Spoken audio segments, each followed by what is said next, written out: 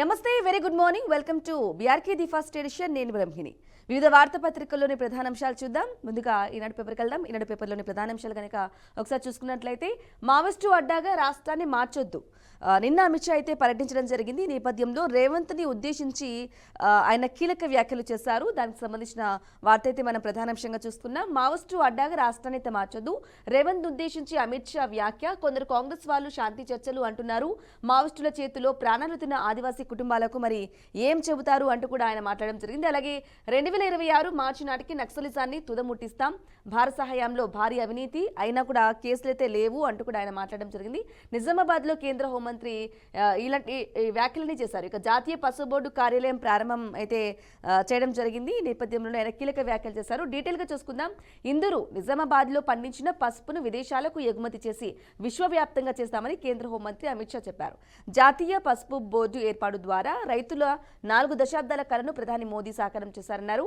అలాగే మావోయిస్టులు ఆయుధాలు విడిచి జనజీవన స్రవంతిలో కలవాలంటూ కూడా ఆయన హితవు అయితే పలికారు. అలాగే 2026 మార్చి నాటికి నక్సలిజాన్ని తుదముట్టిస్తామని పునరుద్ఘాటించారు. రాష్ట్రాన్ని మావోయిస్టులకు అడ్డాగా మార్చుదని తెలంగాణ సీఎం రేవంత్ ను ఉద్దేశించి ఆయన వ్యాఖ్యానించడం జరిగింది. ఇక నిజామాబాద్ లో ఆదివారం జాతీయ పసుపు బోర్డు కార్యాలయాన్ని అమిత్ షా ప్రారంభించారు. అనంతరం స్థానిక పాలిటెక్నిక్ కళాశాల మైదానంలో ఏర్పాటు చేసిన కిసాన్ మహాసమ్మేళన సభలో ఆయన ప్రసంగించారు. ఆయుధాలు చేతి పట్టుకున్న వారితో చర్చలు జరపలేం. ఇది మా ప్రభుత్వ విధానం కాదు. వారు అడవుల్లో 40,000 మంది ఆదివాసులను అయితే హతమార్చారు, పోలీసులను చంపారు. ఇప్పటికైనా మించిపోయింది లేదు. ఆయుధాలని విడిచి లొంగిపోవాలి. ఏడాదిన్నరలో 2,000 మందికి పైగా జనజీవన స్రవంతిలో కలిశారు. మావోయిస్టులకు శాంతి చర్చలు జరపాలని కొందరు కాంగ్రెస్ నేతలు కూడా అంటున్నారు అంటూ కూడా ఆయన మాట్లాడడం జరిగింది.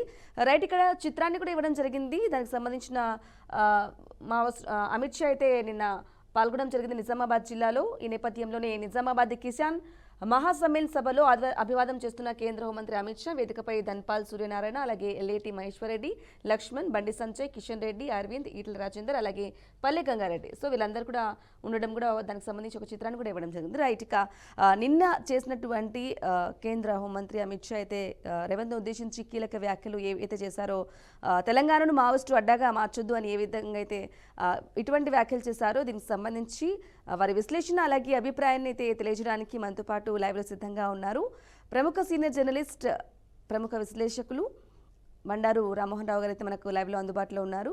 సార్ గుడ్ మార్నింగ్ సార్, నమస్కారం. గుడ్ మార్నింగ్ మా బ్రాహ్మణి, శుభోదయం. Yes sir, good morning. ఇక నిన్న వార్తలు అయితే చూసుకున్నాం. ప్రధానాంశాలుగా అయితే ముఖ్యంగా నిజామాబాద్ జిల్లాలో కేంద్ర హోంమంత్రి అమిత్ షా అయితే పర్యటించడం జరిగింది. అలాగే పసుపు బోర్డు కార్యాలయాన్ని కూడా ప్రారంభించారు ఆయన. అలాగే కొన్ని కీలక వ్యాఖ్యలు చేశారు. తెలంగాణను నక్సలిజానికి అడ్డాగైతే మార్చొద్దు, దీనిపై పూర్తిగా ఖచ్చితంగా తెలంగాణలో మావోయిస్టులు లేకుండా అయితే పూర్తిగా నిర్మూలించాలి అనడం కూడా ఆయన మాట్లాడడం జరిగింది. అలాగే మావోయిస్టులకు కొన్ని వ్యాఖ్యలు కూడా చేశారు. జనజీవన స్రవంతిలో కలిసిపోవాలి అంటూ కూడా ఆయన మాట్లాడడం జరిగింది. ఏ విధంగా చూసుకోవాలి? ఆపరేషన్ కగార్ను ఆయన ద్వారానే ప్రారంభించడం అయితే మనం అందరం చూసాం. ఈ నేపథ్యంలో ఎలా చూడాలంటారు మొత్తాన్ని, రామ్మోహన్ రావు గారు? మా బ్రాహ్మణి, మీకు అట్లాగే బీఆర్కే న్యూస్ ప్రేక్షకులు నమస్కారం, శుభోదయం. అంటే ఆపరేషన్ కగార్ను మన అమిత్ షా గారు పూర్తిగా వాళ్ళు ప్రవేశపెట్టింది. అది 2026 మార్చి 31 కల్లా నిర్మూలిస్తామని. నేనేమంటున్నా అంటే ఈ సంకల్పం కంటే నేను ఆపరేషన్ తీవ్రవాదిని సమర్థించను, కానీ వాళ్ళని మట్టు పెడతామంటున్నారు, అవినీతిని మట్టు పెడదామని ఒక ప్రతిజ్ఞ చేసినట్టు నేను చాలా సంతోషపడేవాడిని. ఎందుకంటే రాజ్యాంగాన్ని ఒప్పుకొని వాళ్ళని చంపడం మార్గం కాదు. స్పష్టంగా వాళ్ళని చర్చలు చేయాలి. మన పిల్లలే వాళ్ళందరూ కూడా, ఎక్కడనో తీవ్రవాదులు కాదు, బయట మన మత తీవ్రవాదులు అంతకంటే కాదు.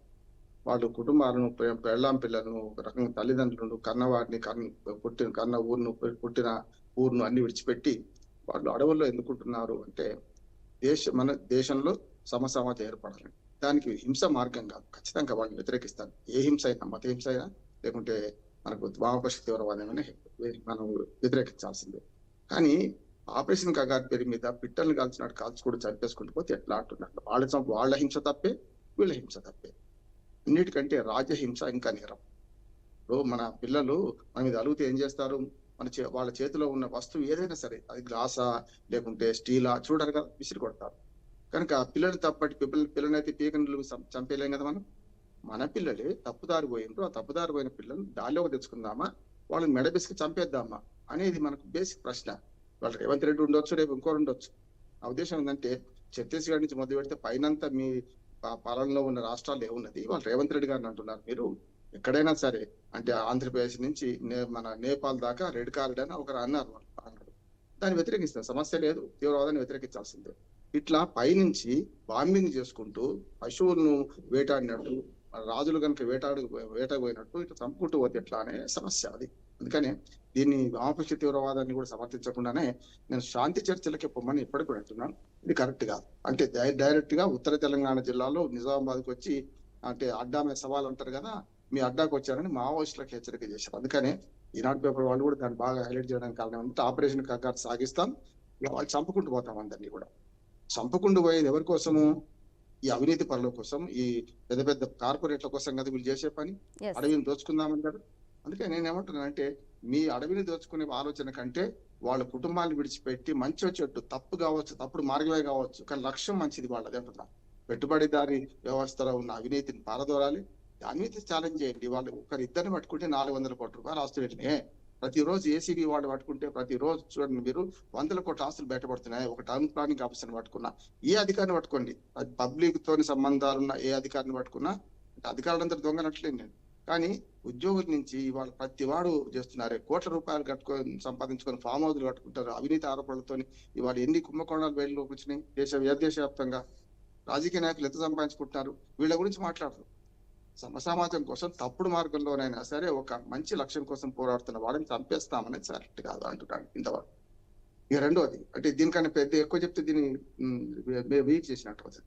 రెండోది స్పైస్ బోర్డు మన అక్కడ ప్రారంభించారు, బోర్డు ఆఫీస్ ఇవాళ ప్రారంభించింది. ఎప్పుడో 2025 జనవరిలోనే అది వర్చువల్ గా మోడీ గారు ప్రారంభించారు. దాన్ని ఆఫీసు ఢిల్లీలో పెట్టారు అన్నమాట. నేనన్నా ఆనాడు హామీ ఇచ్చినట్టు నిజామాబాద్ కేంద్రంగా పెట్టారు కదా. పసుపు అంటే మనకు గోల్డెన్ మన స్పైసెస్ అంటారు, పసుపు గోల్డెన్ స్పైసెస్ అంటారు. చాలా యాలకులు అన్నిటికన్నా స్పీసియస్ ప్రైసెస్ అది. అట్లానే ఇవాళ పసుపు అనేది గోల్డెన్ ప్రైసెస్ అంటాం. దాంతో పాటు మనకు మా తెలంగాణ, ముఖ్యంగా మహారాష్ట్ర, నాగాలాండ్ 3 ప్రాంతాల్లో బాగా పండుతుంది పసుపు. మనకు మా తెలంగాణ మహారాష్ట్ర అంటే ఇటు పక్కన మనకు ఉత్తర తెలంగాణ పైన ఉన్న మహారాష్ట్రలో కూడా, మనకు పశ్చిమాన ఉన్న మహారాష్ట్రలో కూడా పసుపు పడుతుంది. కానీ ఈ పసుపుకు ధర లేక వస్తున్నాం కదా. బోర్డు ఏర్పాటు మంచిదే, బోర్డు ఏర్పాటు తర్వాత ఇన్ని రోజుల తర్వాత 6 నెలల తర్వాత జనవరిలో ఎప్పుడెప్పుడు మీరు ప్రధానమంత్రి ప్రారంభించిన దాన్ని ఇవాళ నిజామాబాద్ కేంద్రంగా పనిచేశారు. తెలుగు వాడిని ఇవాళ మనకు దాన్ని అధ్యక్షుడిగా చేశారు, దేశవ్యాప్తంగా పసుపు బోర్డు అధ్యక్షుడిగా చేశారు. చాలా సంతోషం, దీన్ని ఆహ్వానిస్తున్నాను నేను. కానీ మద్దతు ధర సంగతి నేను పసుపు రైతుల గురించి మేము సర్వే చేసిన గతంలో పెద్ద ఎత్తున వాళ్ళు ఎట్లా నష్టపోతున్నారు, దానికి రేట్ ఎందుకు రావడం లేదు. ఒకసారి టక్కున 6,000కి 5,000 పడుతుంది, ఒకసారి 13 పెరిగిపోతుంది. కనీసం 13,000-14,000 మద్దతు ధరని ఇప్పించగలుగుతున్నారు క్వింటాల్కు పసుపు అని అంటున్నాను. పసుపు స్పైసెస్ అందరికీ చాలా పరిశ్రమలలో చాలా అలంకరణ సామాగ్రిలో పనికొస్తుంది కదా. మరి వాళ్ళేమో కోట్ల రూపాయల లాభం సంపాదించుకుంటే పసుపు రైతులు ఎకరం భూమి ఎందుకు అమ్ముకుంటున్నారు, ఊరెందుకు వేసుకుంటున్నారు, ఇవి ఆలోచన చేయాలి కదా. అందుకని మంచి పరిణామమే ఇవాళ ఆ పసుపు బోర్డు ఆఫీస్ ప్రారంభించడం కాదు. ఇక్కడి నుంచి నా ఉద్దేశం మద్దతు ధర కంటే లాభసాటి ధర నిర్ణయించండి. మద్దతు ధర అంటే హండి 0.0. పసుపు 20,000 రూపాయల క్వింటాల్ ఉంటే గిట్టుబాటు అవుతుంది. మీరు ఆ పని చేయండి, ఎందుకు చేయరు మీరు? అందుకని దీన్ని ఆ రకంగా ఆలోచించమని కోరుతూ ఇవాటికైనా సరే దేర్ హై మగర్ అందేర్ నహి అని నిజామాబాద్ లో పసుపు బోర్డు ఆఫీస్ ప్రారంభించడం కరెక్టు. దీనికి కృషి చేయని వాళ్ళు కూడా మొన్నటిదాకా నిజంగా చెప్పారంటే అరవింద్ను అభినందించాలి. ఆనాడు ఛాలెంజ్ చేసిండు, వాన్ రాసి ఇచ్చిండు ప్రజల ముందు. కవిత గారు 10 ఏళ్ళు తీసుకురాలేకపోయిండు, 5 ఏళ్లలో నేను తీసుకొస్తా అన్నాడు. ఈయన కూడా 5 ఏళ్ళు లేట్ అయింది. రెండో విడత గెలిపించిన తర్వాత తీసుకొచ్చారు పసుపు బోర్డు. మొత్తం మీద దేశవ్యాప్తంగా ఒక రకంగా మంచి పరిణామం, దేశంలో ఉన్న పసుపు రైతులకు శుభసూచకమని నేను. రైట్ రామ్మోహన్ రావు గారు, ఇక అలాగే మంత్రి తుమ్మల కూడా అమిత్ షాకు ఒక వినతి అయితే ఇవ్వడం జరిగింది. ఆ 4 గ్రామాలను కూడా తెలంగాణ కలపండి, అగ్రివర్సిటీలో పసుపు పరిశోధన కేంద్రం అయితే నెలకొల్పాలి అంటూ కూడా ఆయన మాట్లాడడం జరిగింది. దీనికి సంబంధించి మీ విశ్లేషణ ఏంటి రామ్మోహన్ రావు గారు? మంచిదే. నా ఉద్దేశం ఏంటంటే ఆ గ్రామాల వివాదం ఉన్నది, కలపడం మంచిదే. నా ఉద్దేశం గ్రామాలు ఏ రాష్ట్రంలో ఇండియానే ఉన్నాయి కదా అవన్నీ కూడా. కనుక గ్రామాలు ఎక్కడ ఉన్నాయని కాదు, అన్నిటికీ అందరు పసుపు రైతులకు లాభం చేయడమే కరెక్ట్ అని నేను. రైట్ రామ్మోహన్ రావు గారు, అలాగే మరొక వార్తను చూసుకున్నట్లయితే కనుక కాంగ్రెస్ సభ ఉండబోతుంది 4న ఎల్బీ స్టేడియంలో. గ్రామస్థాయి పార్టీ అధ్యక్షుల సమ్మేళనానికి రానున్నారు ఖర్గే, అలాగే పిసిసి అధ్యక్షుడు మహేష్ గౌడ్ వెల్లడైతే వెల్లడించారు. జై బాపు జై భీమ్ జై సంవిధాన్ కార్యక్రమంలో భాగంగా రాష్ట్రంలోని అన్ని గ్రామాల కాంగ్రెస్ పార్టీ అధ్యక్షుల సమ్మేళనం పేరుతో జూలై 4న హైదరాబాద్లో ఎల్బీ స్టేడియంలో సభ అయితే నిర్వహించబోతున్నారు అంటూ కూడా మాట్లాడడం జరిగింది. ఈ సభకు ఖర్గేతే కూడా రాబోతున్నారు అంటే ఇవ్వడం జరిగింది. ఎలా చూసుకోవాలంటారు కాంగ్రెస్ నిర్వహించబోతున్న సభను రామ్మోహన్ రావు గారు? ఈ సభను ప్రజలు ఎట్లా అర్థం చేసుకుంటారంటే దెబ్బ కొట్టేది వాళ్ళే, మందు పూసేది వాళ్ళే అని అర్థం చేసుకుంటారు. ఎందుకంటే ఇప్పుడు రాజ్యాంగాన్ని హననం చేసింది ఎవరు, ఇవాళ కాపాడుతున్నది ఎవరు? ఇద్దరు కూడా బీజేపీ కాంగ్రెస్. మొత్తం దేశవ్యాప్తంగా ఇప్పటిదాకా అధికారంలో ఉన్న జనతా పార్టీ వచ్చిన బీజేపీ అందరూ భాగస్వామి కాదు. జాతీయ పార్టీలు రెండు కూడా రాజ్యాంగాన్ని అప్పుడప్పుడు అవమానపరుస్తున్నారు, అవహేళన చేస్తున్నారు. దాంతోపాటు దాన్ని ఎక్కడ అవసరమైతే అక్కడ దొంగలుతున్నారు. కాకపోతే కాంగ్రెస్ ఏమో మాంసం తిన్నవాడు భూమికల మెడలో వేసుకున్నట్టు వాళ్ళేమో ఎమర్జెన్సీ విధించి రకరకాలుగా మన సమాజంలో పౌర హక్కులను హరించి చేసిన సందర్భం బహిరంగ చూసాం. వీళ్ళేమో సమాఖ్య స్ఫూర్తిని దెబ్బతీసే క్రమంలో 356 ఆర్టికల్ వాడకుండానే వాడి రాష్ట్రాలను వీక్ చేసేసి మన బలమైన కేంద్రము బలహీనమైన రాష్ట్రాలు అనే దానిలో వీళ్ళు కూడా రాజ్యాంగాన్ని అవమానిస్తున్నారు బీజేపీ కూడా. ఈ రెండు పార్టీలు అధికారంలో ఉన్న సమయం చూసుకుంటే 11 ఏళ్లుగా అప్రతిహతంగా అధికారంలో ఉంది కదా మోడీ ప్రభుత్వం. అంతకుముందు వాజ్పేయి గారు 5 ఏళ్ళు, అంతకుముందు ఒకసారి జనతా ప్రభుత్వం. కానీ చూసుకుంటే దాదాపు 20 ఏళ్ల పైగా వీళ్ళే పాలించారు. అంతకుముందు మిగతా మొత్తం 78 ఏళ్లలో 60 ఏళ్ళు వాళ్ళు పాలిస్తే 20 ఏళ్ళు పైగా వీళ్ళు పాలించారు. చూసాం మనం. మిగతా 2-3 సంవత్సరాలు వేరే పార్టీలు సోషలిస్టులు కానీ పాలించినా కూడా ఈ ఇద్దరు పరిపాలన ఎక్కువ కనుక ఈ ఇద్దరు కూడా రాజ్యాంగాన్ని అపహాస్యం చేస్తున్నారు. చాలాసార్లు జీవించే హక్కును తీసేస్తున్నారు. అవసరమైతే ప్రాణాలు తోడేస్తున్నారు, పౌర హక్కును హరిస్తున్నారు. ఈ రెండు చేస్తున్నారు కనుక దీన్ని చూసుకుంటే మనకు సంవిధాన యాత్ర అంటే వీళ్ళేమో సంవిధాన రక్ష అంటారు, బాపు జై భీమ్ అంటారు. అంబేద్కర్ అవమానించింది కాంగ్రెస్ కదా గతంలో. అంబేద్కర్ ఏం చెప్పారో చేసిందా? ఆఖరికి అంబేద్కర్ బొమ్మలు లేక పొగబెడితే పార్టీ నుంచి బయటకు వెళ్ళి బయట వేరే పార్టీలు చేరాల్సి వచ్చింది. మతం కూడా మార్చుకోవాల్సింది, బౌద్ధ మతాన్ని చేరింది. కాంగ్రెస్ ఎంత సర్దార్ వల్లభాయ్ పటేల్ కానీ అంబేద్కర్ గారిని కానీ ఎంత హింసించింది మనం చూసినాం మనం. అందుకని ఇవాళ చూస్తే ఏంటంటే వాళ్ళే దెబ్బ కొడతారు, వాళ్ళే మందు పెడతారు. ఇప్పుడు కూడా అంతే. ఇప్పుడు దాన్ని ఆసరా చేసుకొని బీజేపీ కూడా ఏం చేస్తుందంటే ఇవాళ మేము అంబేద్కర్ విలువిస్తున్నామని గాంధీ వ్యక్తిత్వాన్ని అవహేళన చేసిన ఇదే బీజేపీ మళ్ళీ ఇప్పుడు గాంధీ మహాత్ముని తులనాటికి బాగాలేదు, దేశంలో ఓట్లు పోతాయని మళ్ళీ గాంధీని అంబేద్కర్ని ఎత్తుకుంటున్నారు. ఓటు బ్యాంక్ రాజకీయాల కోసం ఇద్దరు అదే పని చేస్తున్నారు. ఏదైనా సరే మొత్తం మీద సభ పెట్టడం వల్ల నేను ఇంకోటి ఏమంటున్నానంటే ఇవాళ రాజ్యాంగం మీద పెద్ద చర్చ జరుగుతుంది. ఇది మనకు ఆర్ఎస్ఎస్ నాయకుడు దత్తాత్రేయ కానీ ఇతర బీజేపీ నాయకులు మాట్లాడుతున్న బట్టి మన సోషలిస్టిక్ అండ్ సెక్యులర్ అనే 2 పదాలు తీసేయాలి, అది ఎమర్జెన్సీ మధ్యలో చేరింది అని ఒక మాట వచ్చింది. కనుక అవి తీసేయాలనే వాళ్ళు ప్రజాస్వామ్యం ఎట్లా అవుతారు? ఆనాడు అంబేద్కర్ వ్యతిరేకించాడు, దాని గురించి మంచి చర్చ చేయాల్సి ఉన్నది. ఒకనాడు అంబేద్కర్ ఈ 2 పదాలు పెడతా అంటే రాజ్యాంగ సభ మొదట్లో 46లో రాజ్యాంగ సభ ఏర్పడితే 1946లో ఆనాడు దాన్ని వ్యతిరేకించాడు. సరైనది కాదు, ప్రజలు ఎట్లా జీవించాలి, ఏ వ్యవస్థ ఉండాలో, వాళ్ళకి ఏ మెరుగైన వ్యవస్థను వాళ్ళు నిర్ణయించుకోవాలి తప్ప మన రాజ్యాంగంలో స్పెసిఫిక్ గా పేర్కొని వద్దు అని చెప్పి సోషలిస్టిక్ అనే మాటను ఆనాడు పెట్టనివ్వాలి. మంచిదే కావచ్చు అని ఆదేశిక సూత్రాల్లో ప్రాథమిక హక్కులు ఇవి లేవనుకుంటే పెడదాం అని ఆయన వ్యతిరేకించాడు. ఆనాడు అంబేద్కర్ వ్యతిరేకించింది దాన్ని మరి కాంగ్రెస్ 42వ రాజ్యాంగ సవరణ ద్వారా పెట్టింది. తర్వాత ఇప్పుడు ఆ 2 పదాలు తీసేస్తా అంటారు. నేను వ్యక్తిగతంగా కానీ నేను సామూహికంగా కానీ ఇది సరైనది కాదంటున్నాను. ఎట్టి పరిస్థితుల్లో సోషలిస్టిక్ మన సెక్యులర్ అనే పదాలు తీసేయద్దు. మనకు ఒక రకంగా రాజ్యాంగాన్ని ఎన్రిచ్ చేసుకున్నాం, మనం ఒక రకంగా పునఃసృష్టి చేసుకున్నాం, ఒక రకంగా చెప్పాలంటే దాన్ని పరిపుష్టం చేసుకున్నాం. ఆ పరిపుష్టం చేసుకున్న దాన్ని తీసేస్తాము ప్రభుత్వాలు మారంగానే ప్రియాంబుల్ మారుతుందా? కాదు కదా. రాజ్యాంగ పీఠికను మార్చే హక్కు ఎవరికి లేదు. చేర్చండి, కొత్త పదవి ఉంటాయి. కానీ ఉన్నదాన్ని తీసేసి ఇవాళ కేవలం సార్వభౌమ అధికారం గల రాష్ట్రం అని అంటే కరెక్ట్ కాదు, దేశం అంటే కరెక్ట్ కాదు. అది ఒక రకంగా చెప్పాలంటే సంవిధానం రక్షా దివస్ జరిపితే బాగుంటది. నా ఉద్దేశం మొన్న సంవిధాన హత్యా దివస్ అని ఎమర్జెన్సీ విధించిన జూన్ 25, ఇవాళ జూన్ నెల ఆఖరి రోజున ఉన్నాం మనం. సరిగ్గా 5 రోజుల క్రితం జరిపారు కదా. సంవిధాన హత్యా దివస్ గా జరపాల్సింది. నెగిటివ్ మనకు స్లోగన్స్ వద్దు. సంవిధాన రక్షా దివస్ అంటే రాజ్యాంగ పరిరక్షణ దినంగా మనం ఆ రోజు జరుపుకోవాలని నేను అంటున్నాను. హత్యా దివస్ అంటే నెగిటివ్ కాదు, మన క్యాంపెయిన్ చేసినట్టు అవుతుంది. కనుక ఇప్పుడు ఈ కేంద్ర ప్రభుత్వం విజ్ఞప్తి చేసేది అంటే ఎప్పుడు పాజిటివ్ ఇవ్వండి, బీ పాజిటివ్ అనండి, మంచిదని నేను. రైట్ రామ్మోహన్ రావు గారు, ఇక మరో వార్తను చూసుకున్నట్లయితే కనుక జగన్నాథుని సన్నిధిలో తొక్కిసలాట అయితే జరిగింది. 3 అయితే మృతి చెందడం జరిగింది. ఒడిషా సీఎం భారీ దిగ్భ్రాంతి కూడా వ్యక్తం చేశారు. భక్తులకు కూడా క్షమాపణ చెప్పారు. డీసీపీ సస్పెన్షన్ అయ్యారు. కలెక్టర్ ఎస్పీలపై బదిలీ వేటు కూడా పడింది. అసలు ఎవరిది పాపం అనుకోవాలి? ఏంటి అప్డేట్స్ ఏంటి రామ్మోహన్ రావు గారు? ఇప్పుడు అన్ని ఇవన్నీ తొక్కిసలాలు చూస్తుంటే నాకు అనిపిస్తుంది ఏంటంటే, మనుషులతో అంటే ఎవరైతే యాత్రికులు భక్తుల తప్పు కాదు, దాన్ని రక్షించాల్సింది అంటే ప్రజల ధన మాన ప్రాణ రక్షణ చేయాల్సింది ప్రభుత్వానికి. అది కేంద్రం కావచ్చు, రాష్ట్రం కావచ్చు. ముఖ్యంగా శాంతి భద్రతలు రాష్ట్రాల పరిధిలో ఉంటాయి. చాలా మంది గుమిగూడిన చోట ఇట్లాంటి జరుగుతాయని మొదలు ఊహించాలి. నెంబర్ 1, దానికి తగ్గ ఏర్పాట్లు చేయాలి, ప్రభుత్వం బాధ్యత. కానీ ప్రజల బాధ్యత కూడా ఉంది కదా. కుంభమేళలో జరిగిన, ఇప్పుడు మన ఏమంటారు దాన్ని, జగన్నాథ రథయాత్రలో జరిగిన, తిరుపతిలో జరిగిన, మన పుష్కరాలు, ఈ కృష్ణా పుష్కరాలు జరిగిన, రేపు 27లో గోదావరి పుష్కరాలు రాబోతున్నాయి.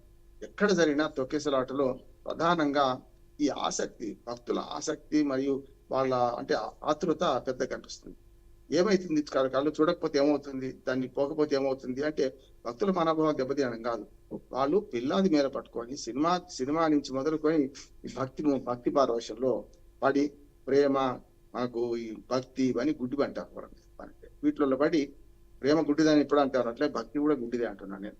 అక్కడికి పోకుండా ఇంట్లో కూర్చొని పరమాత్మ అంటే పరమాత్ముడు కరుణించడా అంటే అట్లాంటి జాతరకు పోవద్దు అంటలేదు. ఇట్లాంటి పెద్ద పెద్ద మేళాలు జరిగినప్పుడు చాలా వరకు జాగ్రత్తగా ఉండాలి. ఇప్పుడు 3 చనిపోయారు, ఇంకా 2-3 గాయపడ్డట్టున్నారు.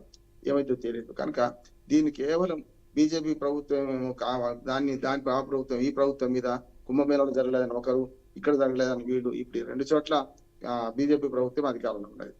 ఒరిస్సాలో అట్లానే మొన్నటి దాకా జరిగిన కుంభమేళాలో 2 చోట్ల, ఉత్తరప్రదేశ్ లో కూడా అధికారంలో బీజేపీ ఉన్నది. బీజేపీ ఉందా, కాంగ్రెస్ ఉందా, ప్రాంతీయ పార్టీ ఉందా చూడకుండా ఇట్లాంటి తొక్కిసలాలు జరగకుండా ప్రభుత్వం ఎంత శ్రద్ధ తీసుకున్నా లక్షలాది మంది హాజరైన సభల్లో ఖచ్చితంగా జరుగుతాయి. మన జాగ్రత్తలో మనం ఉండాలి. మనం అక్కడ అట్లాంటి దగ్గరికి పోయినప్పుడు పిల్లలను దూరం, ముసలి వాళ్ళను, ముఖ్యంగా మహిళలను ఎక్కువ మంది తీసుకుపోవద్దు. నష్టం ఏం లేదు అంటున్నాను. అందుకనే ఊరేగింపులో పాల్గొనాలని ఆసక్తి, చస్తుంటే కూడా పెద్ద సమస్య లేదు అనే ఒక పెడధోరణి మొదలైంది. దీన్ని రాజకీయంగా మలుచుకొని వాళ్ళ మీద వీళ్ళ మీద వాళ్ళు చేసుకుంటున్నారు. అది సరైనది కాదు. ప్రజలు కూడా జాగ్రత్త వహించాలి. వాళ్ళు సాధ్యమైనంత వరకు ఇట్లాంటి జన సమూహం కూడే చోటికి పోకుండా ఉంటే మంచిదని నేను సలహా ఇస్తున్నాను. రైట్ రామ్మోహన్ రావు గారు, ఇక అలాగే ఏపీకి సంబంధించిన వార్తనైతే ఒకసారి చూద్దాం. ఆషామాషిగా తీసుకోవద్దు. నెలపాటు పార్టీ యంత్రాంగం అంతా ఇంటింటికి వెళ్ళాలి. కూటమి ప్రభుత్వ విజయాలను ప్రజలకు చెప్పాలి. తానా ఆట అంటూ విదేశాలకు వెళ్తే ప్రజలు టాట చెప్పేస్తారు. ఎమ్మెల్యేలతో ముఖాముఖి ప్రారంభించాను. చెప్పేది వింటా, సూచనలు కూడా చేస్తా. ఎంపీలు, ఎమ్మెల్యేలు, పార్టీ పరిశీలకుల సమావేశంలో టీడీపీ అధినేత చంద్రబాబు అయితే ఇటువంటి వ్యాఖ్యలైతే ఆయన చేయడం జరిగింది. సుపరిపాలనలో తొలి అడుగు కార్యక్రమాన్ని విజయవంతం చేయాలి. నెల రోజుల పాటు ఇంటింటికి తిరగాలి. ఆషామాషిగా అయితే తీసుకోవద్దు. ఇందులో ఎవరికి కూడా మినహాయింపులు లేవు అంటూ కూడా ఆయన ఎమ్మెల్యేలను ఉద్దేశించి అయితే పలు కీలక వ్యాఖ్యలు అయితే చేయడం చూసుకోవచ్చు. ఏ విధంగా చూసుకోవాలంటారు? దిశానిర్దేశం చేశారు రామ్మోహన్ రావు గారు. చంద్రబాబు నాయుడు గారు అధికారంలోకి 4వసారి, అంటే ముఖ్యమంత్రి 4వసారి, ఇప్పుడు 2 సార్లు ఉమ్మడి రాష్ట్రంలో, 2వసారి ఇప్పుడు ప్రత్యేక ఆంధ్రప్రదేశ్ లో చూసుకుంటే ఆయన ఆవేదన అర్థం చేసుకోవాలి. ఎందుకంటే సొంత పార్టీ ఎమ్మెల్యేలు పార్టీ సమావేశంలో 26 మంది గైర్హాజరు కావడం, వాళ్ళందరూ విదేశాల్లో ఉండడం. పార్టీ సమావేశం పెడతానికి కలగనకపోవచ్చు. 1, 2, 4, 3 అంటే వేరు. ప్రత్యేక ఆహ్వానితులు కూడా దాదాపు 40 మంది దాకా రాకపోవడం, 40-50 మంది రాకపోవడం, ఇవన్నీ సీరియస్ గా తీసుకోవడం లేదు, నాన్ సీరియస్ గా తీసుకుంటున్నారని వాళ్ళ పార్టీ వాళ్ళ మీద ఆయన చాలా కోపానికి వచ్చిండు. వరకు హెచ్చరించిండు కూడా. ఇది జరిగితే వాళ్ళ పార్టీ పదవులు పోతాయి, ఎమ్మెల్యేలు. ఇంకొక మాట కూడా ఆయన ఆవేదనలో ఇంకోటి ఏంటంటే, నేను 9 సార్లు నేను అసెంబ్లీకి గెలిచాను, చంద్రగిరి నుంచి చెప్పుకున్న తర్వాత కుప్పం నుంచి. ఇప్పటి వరకు నేను 9 సార్లు గెలిచిన వాడినేమో ఇంత నిబద్ధతతో మీకుంటే, మీ దగ్గర ఉంటే మీరేమో నాకే సలహాలు ఇచ్చేవాళ్ళు తయారవుతున్నారు అని కూడా అన్నాడు. ఒక్కసారి గెలిచిన వాడట. ఆయన ఆవేదన గమ్మతి ఉంది ఏంటంటే, ఫస్ట్ టైం తొలిసారి గెలిచిన ఎమ్మెల్యేలు కూడా చంద్రబాబు నాయుడు గారికి ఇట్లా ఉంటే బాగుంటుంది సలహాలు ఇస్తున్నారట. మంచిదే, కొత్త సలహా తీసుకోవాల్సింది, ఎవరు వద్దన్నారు. కానీ ఆయన సెక్రటరీ వచ్చారు అంటే ఒక్కసారి గెలిచిన వాడే, తొలిసారి గెలిచిన వాళ్ళే నాకు సలహాలు ఇస్తున్నారని చెప్పి. ఆయన పార్టీ, ఆయన ఖచ్చితంగా క్రమశిక్షణ పాటించాలని కోరుకునేవాడు. ఓ రకంగా చెప్పాలంటే గతంలో రాష్ట్రానికి సీఈఓగా వ్యవహరిస్తున్నారు. ఆయన నిబద్ధత శంకించాల్సిన అవసరం లేదు. ఇక రెండోది ప్రజల్లోకి పోవడం, అంటే 4 రోజుల పాటు 4 వారాలు.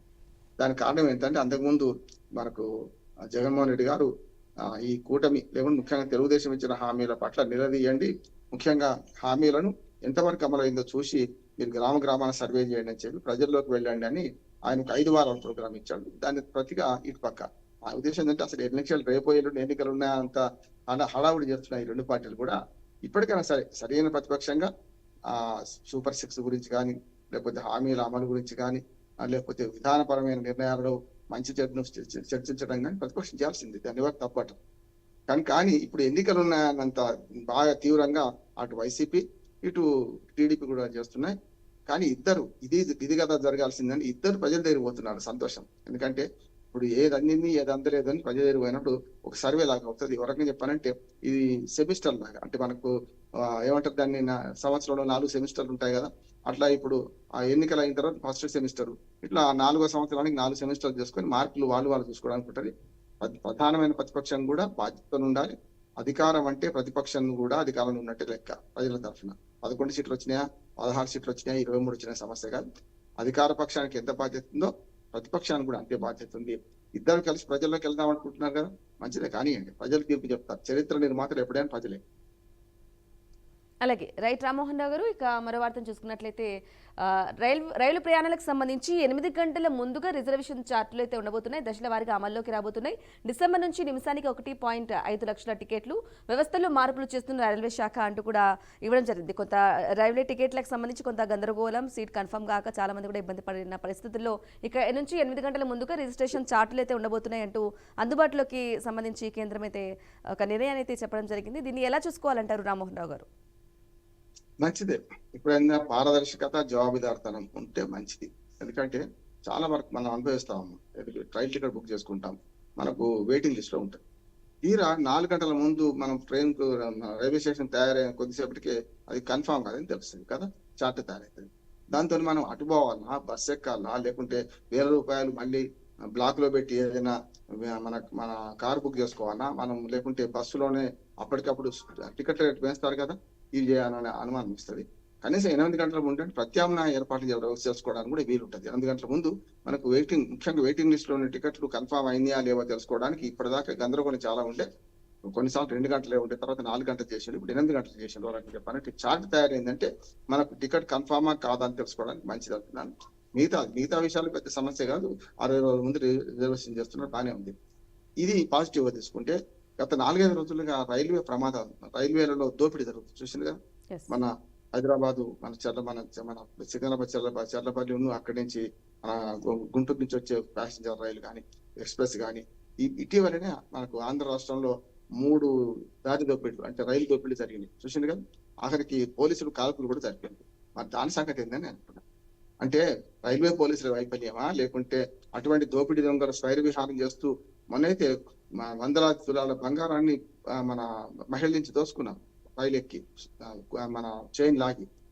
అట్లా చూసుకుంటే వరుసగా 3 ఇవాళ ఇటీవల ఈ వారం 10 రోజులలో 3 రైలు దోపిడీలు జరిగినాయి. దాని సంగతి ఏంది, కింద సంగతి దేవుడు ఎరుగు. ఉన్న ప్రాణాలు హరియేటట్టునే అంటున్నాయి, ఆస్తులు పోతున్నాయి, అంశం పోతుంది కదా. అందుకని రైల్వే పోలీసులతో పాటు స్థానిక ఎక్కడికక్కడ పోలీసులు కూడా రైల్వే స్టేషన్లలో ఎవరు ఎక్కుతున్నారు, ఎవరు పోతున్నారు, కొంచెం అనుమానాస్పద వ్యక్తులను తనిఖీ చేయడం, ఇవన్నీ చేయాలి. రైల్వే పోలీస్ వ్యవస్థ కూడా బాగుపడాలి. లేకపోతే ఇట్లా ఒకే 10 రోజుల్లోనే 3 దోపిడీలు జరిగినాయి అంటే మరి రైల్వే వ్యవస్థ ఎంత అధ్వానంగా ఉంది, పోలీసు వ్యవస్థ మనకు అర్థమవుతుంది. కాల్పులు జరిపే పరిస్థితి వచ్చిందంటే అర్థం చేసుకోవాలి. సరే, టికెట్లది పాజిటివ్ గా తీసుకుందాం, కానీ ఇది కూడా చేయాలని మనం కోరుకుందాం. ఎస్ సార్ రామ్మోహన్ రావు గారు, అలాగే కొంచెం హెడ్లైన్ రూపంలో కూడా ఒక వార్తని ఇవ్వడం జరిగింది. బయటి రాష్ట్రాల్లోని ఫోన్లు ట్యాప్ అయితే చేయవచ్చు, ముసాయిదా విడుదల చేసింది కేంద్రం. మీకు అభిప్రాయాలు తెలపడానికి నెల మాత్రం గడువు ఇచ్చింది. ఎలా చూసుకోవాలంటారు రామ్మోహన్ రావు గారు? ఫోన్ ట్యాపింగ్ గురించి ఎప్పుడు నేను ఎప్పుడు మాట చెప్తున్నాను బ్రాహ్మణి. ఏంటంటే లీగల్ ఫోన్ ట్యాపింగ్ ఉంటది. నేను చెప్పి రామాయణ కాడ నుంచి చాకల ఆయన ఏమనుకుంటుండో తెలుసుకోవడానికి రాముడు గూఢచర్య వివరించినట్టే సీత కరెక్టా కాదా, విడిచిపెట్టడం కరెక్టా, తర్వాత పురాణం వేరు. కానీ వాటి ఆధునిక కాలంలో కూడా, అంటే ఆధునిక కాలంలో కానీ ఆధునిక కాలంలో కూడా గూఢచర్యని తప్పనిసరి, లేకుండా తీవ్రవాదులను కానీ సంఘ విద్రోహాలు కానీ పట్టుకోలేము. అది లీగల్ ట్యాపింగ్ అంటారు దాన్ని. ఫోన్ ట్యాపింగ్ లీగల్ గా అంటే హోమ్ మినిస్టర్ పంపాలి, చేయాలి.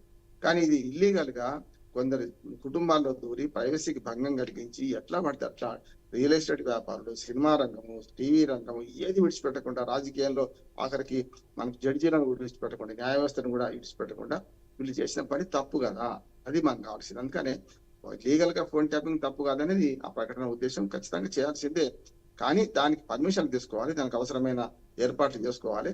ఇప్పుడు ఈ జరుగుతున్న విచారణలో ఏం తెలుస్తుందో చూద్దాం. ఏం తేలుతుంది, కొండను మంది పట్టి కొండను తవ్వి ఎలకని పడతారా, లేకపోతే ఏం జరుగుతుందో చూస్తాం. కానీ మొత్తం మీద ఆ ప్రకటనలో మాత్రం లీగల్ ఫోన్ ట్యాపింగ్ తప్పు కాదు. ఏదైనా సరే మనకు తీవ్రవాదులను రంగ విధులను పట్టుకోవడానికి పనికి వస్తాను నేను. ఓకే, అలాగే ఇక చివరిగా మరో వార్తను చూసుకుందాం రామ్మోహన్ రావు గారు. క్వాంటమ్ కంప్యూటరింగ్లో అద్భుతాలు చేయొచ్చు, శిక్షణకు దేశ విదేశీ నిపుణులను కూడా ఆహ్వానించాలి, కొత్త నగరం అయినందున అమరావతికి అనుకూలతలు చాలా అయితే ఉన్నాయంటూ కూడా కంప్యూటరింగ్ రంగ నిపుణుడు ఎలక్ట్రానిక్స్ కంపెనీ అధినేత రామకృష్ణ అయితే ఈ వ్యాఖ్యలు అయితే చేయడం జరిగింది. క్వాంటమ్ కంప్యూటర్లో అద్భుతాలు కూడా సృష్టించవచ్చు అంటూ కూడా రామకృష్ణ మాట్లాడడం జరిగింది. ఎలా అంటారు, అసలు మీ విశ్లేషణ ఏంటి, మీ అభిప్రాయం ఏంటి రామ్మోహన్ రావు గారు? రామకృష్ణ గారితో అభిప్రాయంతో పూర్తిగా ఏకీవిస్తున్నాను. నిపుణులు కనుక కొత్తగా మనం చెప్పేది అంతకన్నా మనం విశ్లేషణ కూడా ఏం లేదు. కాకపోతే ఏంటంటే నైపుణ్య అభివృద్ధి కూడా కావాలి. ఇప్పుడు కంప్యూటర్ రంగంలో మార్పు వచ్చి క్వాంటమ్ కంప్యూటర్ గురించి ఆధునిక విజ్ఞానం నేర్చుకోవాల్సిందే.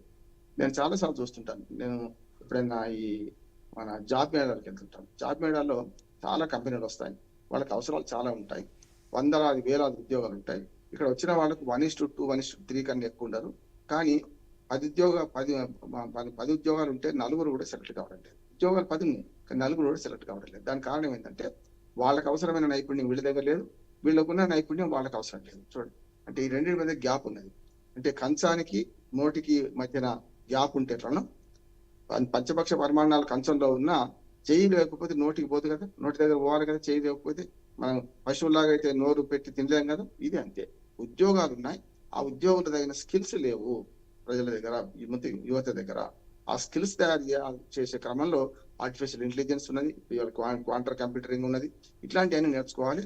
వారి మీద కరెక్ట్ మన నైపుణ్యాభివృద్ధి కేంద్రాలు పెట్టి ఎక్కడికక్కడ మండల స్థాయిలో కూడా వాళ్ళకి ఏదో చిన్న నైపుణ్యం కల్పిస్తే బాగుంటది. డిగ్రీలు సమస్య కాదు, డిగ్రీలు చాలా ఉంటాయి, పనికిరాని డిగ్రీలు చాలా ఉంటాయి. వాడు డిగ్రీ ఉంటది, వాడికి అనుభవంలో ఒక్క పని తెలియదు. డాక్టర్ ఉంటాడు, ఆపరేషన్ తెలియదు. సివిల్ ఇంజనీర్ ఉంటాడు, ఇల్లు కట్టడం తెలియదు. ఏం లాభం వాళ్ళకు? నేను రెండే అంటలేను. అడ్వకేట్ ఉంటాడు, వాదన తెలియదు. అందుకని నేను ఏమంటున్నాను, నన్ను నేను విమర్శిస్తున్నాను. ఎందుకంటే ఏ రంగమైనా సరే వాళ్ళు నైపుణ్యం పెంచుకోకుండా స్పష్టంగా వాళ్ళు ఏ పని చేయలేవు, ఉపాధి దొరకదు. కనుక రామకృష్ణ గారితో అభిప్రాయంతో ఏకీపిస్తున్నాయి. క్వాంటమ్ కంప్యూటరింగ్ లో ఇంకా మెలకువ నేర్చుకోవాలి. ఎక్కడికక్కడ మనకు ఈ ఆధునిక విజ్ఞానాన్ని ఒడిసిపట్టుకొని ప్రపంచంలో ప్రతిరోజు టెక్నాలజీ మారుతుంది. ఇవాళ ఉన్న మన టెక్నాలజీ రేపటికి లేదు. కనుక టెక్నాలజీ మారుతున్నాక దానికి అనుగుణంగా మనం మారాల్సిన అవసరం ఉంది. ఆర్టిఫిషియల్ ఇంటెలిజెన్స్ ను పూర్తిగా వినియోగించుకోవాలి మనం. రైట్ రామ్మోహన్ గారు, థ్యాంక్ యూ అండి. వివిధ వార్తాపత్రికల్లో వచ్చినటువంటి ప్రధాన అంశాలకు సంబంధించి మీ విశ్లేషణ అలాగే అభిప్రాయాన్ని తెలియజేసినందుకు థ్యాంక్ యూ. మంచిదా. రైట్ గా చూసుకోవచ్చు. ఇక ప్రధాన అంశంగా అయితే ఆషామాషిగా తీసుకోవద్దు అంటూ చంద్రబాబుకి సంబంధించి ఏపీకి సంబంధించి కూడా మాట్లాడడం జరిగింది. అలాగే క్వాంటమ్ కంప్యూటరింగ్లో అద్భుతాలు చేయొచ్చు అంటూ కూడా మాట్లాడడం జరిగింది. ఇక బయట రాష్ట్రాల్లో ఫోన్లు ట్యాప్ చేయొచ్చు అంటూ కూడా దానికి సంబంధించిన విశ్లేషణ కూడా ఏపీకి సంబంధించి ప్రధానంగా మాట్లాడడం జరిగింది. అలాగే 8 గంటల ముందుగా రిజిస్ట్రేషన్ ఛార్జీలు, రిజర్వేషన్ ఛార్జీలు అయితే ప్రయాణికులకు సంబంధించి, రైలు ప్రయాణాలకు సంబంధించి కూడా మాట్లాడడం జరిగింది. అలాగే నిజామాబాద్ జిల్లాలో కేంద్ర హోంమంత్రి అమిత్ షా అయితే రేవంత్ను ఉద్దేశించి కూడా ఆయన పలు కీలక వ్యాఖ్యలు అయితే చేయడం జరిగింది. రేవంత్ను ఉద్దేశించి అమిత్ షా మావోయిస్టులకు అడ్డాగా తెలంగాణ అయితే మార్చొద్దు అంటూ కూడా ఆయన మాట్లాడడం జరిగింది. దానికి సంబంధించిన ప్రధాన అంశం కూడా దానిపై విశ్లేషణ కూడా పూర్తిగా చూసాం. ఇక అలాగే మరొక వార్తను చూసాం. ఏంటంటే పూరి జగన్నాథ్ సన్నిధిలో తొక్కిసలాట అయితే జరిగింది. 3 మృతి అయితే జరిగారు, మృతి కూడా చెందారు. సో వారికి సంబంధించి అలాగే రామ్మోహన్ రావుకి సంబంధించి కూడా రామ్మోహన్ రావు గారు పూర్తిగా వారి విశ్లేషణ అలాగే అభిప్రాయం తెలియజేశారు. చూసాం. ఇది వాల్టి BRK the first edition. Stay tune. BRK news, Telugu సత్తా.